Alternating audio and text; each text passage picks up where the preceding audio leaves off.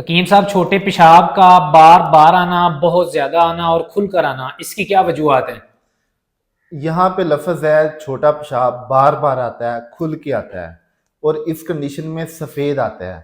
तो ये जिस्म में ठंडक की अलामत को ज़ाहिर करता है, यानी कि बॉडी के अंदर ठंडक की ज़्यादती है। ठंडी मशरूबात का, ठंडी गज़ा का, ठंडी दवा का कसरत से इस्तेमाल करना या इर्द गिर्द का माहौल ठंडा हो जाना, तो इस कंडीशन में बॉडी का मजाज ही ठंडा हो जाता है और इस ठंडे मजाज में हमेशा पेशाब बार बार खुल के आता है, सफ़ेद आता है और पेशाब इतना आता है कि पेशाब करने के बाद मरीज़ अपने आप को रिलैक्स फ़ील करता है। इस कंडीशन में कोई रुकावट नहीं होती, कोई गैस की ज़्यादती नहीं होती, तो ये बॉडी के अंदर ठंडक की अलामत होती है। तो जब ठंडक की अलामत है, हमने इस ठंडक को ख़त्म करना है। ठंडक को ख़त्म करने के लिए हम खुश्क गर्म मज़ाज को पैदा करेंगे, बॉडी